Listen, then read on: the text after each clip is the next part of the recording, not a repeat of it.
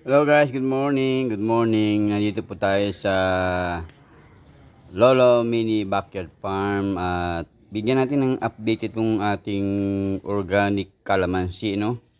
Mamaya magtampo kasi ito dahil hindi na siya na-update, no? So far madaming bunga, maliliit lang at madami ring bunga na nahulog, no? So hindi natin alam ang nature ng kalamansi, no, kung bakit may nahuhulog, mayroong nagtutuloy, no? Yan. So, madami silang bunga ngayon, no? Yan. Pero maliliit lang, eh. Yan nyo, yan. No? Ipisil-pisil nga, yung iba, mukhang pwede ng, pitasin, eh. Mukhang hinog na, eh, no? Yan, no? Yan ang natin, no? Kalamansi, inpat lang yan, yan, no? Lagyan natin ng extension. Kasi wala pa extension yan. Puro ugat nandiyan sa ibabaw. May ibabaw ugat eh. Mga citrus plant.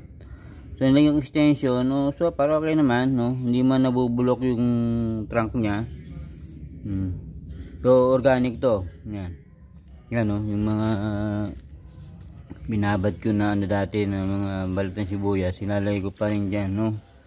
Yung pinagbabaran. Okay? So yan, no? Madami siyang bunga. Sayang din eh, mga ibang tinitrim ko din yan, no? Pagka wala ng bunga at pinuputol ko, tinitrim ko siya. So yun ang natutunan ko, titrimin mo siya tapos sisibo ulit, no? So far mukhang healthy naman siya dahil green na green, no? Before na nirehab ko to, talagang malnourished to, no? Yan. Yan, kumpul-kumpul yung bunga niya. Yan.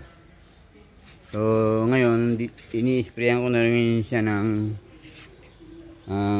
onion, onion peel na, fermented juice, okay? At tapos tinidiligan ko na rin siya ng hugas bigas. Okay, yan, no? So ayan, no? Mga araw lang eh, no? Yan. Ito mukhang medyo malaki ito eh. Ayan, no? Ayan, yan, no? So far okay naman siya, no? Na ako dito, nakatatlong grafting na ako dito eh. So siguro by next week, kung di ako ganong busy, mamarkot tayo. Maghanap tayo ng medyo may edad na sanga, no? Ito, pwede ito. Ayan. Tayo, no? Kasi yung minarkot ko nung last time, nabaha, pero okay naman. Pinamigay ko na lang, daming ang bunga eh. Binigay ko rin sa nagtatabas dito sa amin eh. So mamarko tayo ulit, no? So isa lang kasi itong puno ng kalamansi ko eh.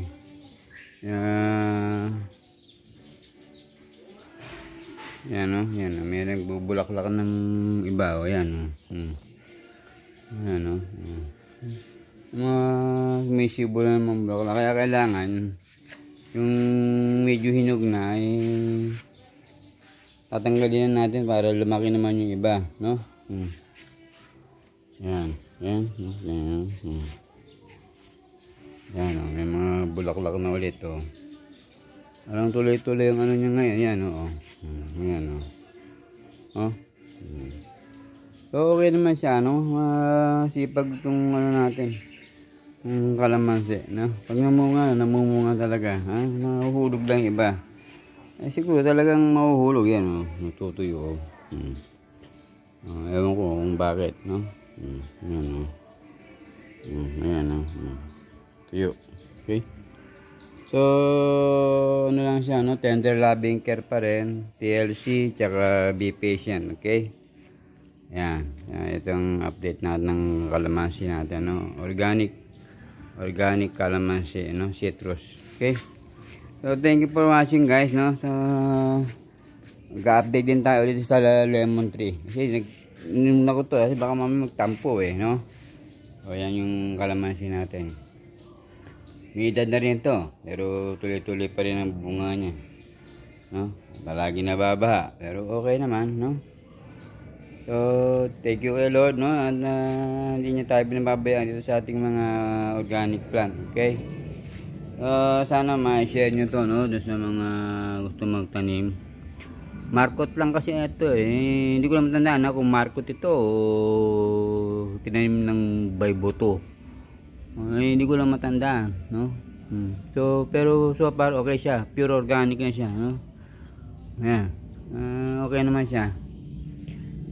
So, thank you guys for listening dito sa update na ating kalamansi, no? Organic kalamansi in pot. Okay. Bye-bye.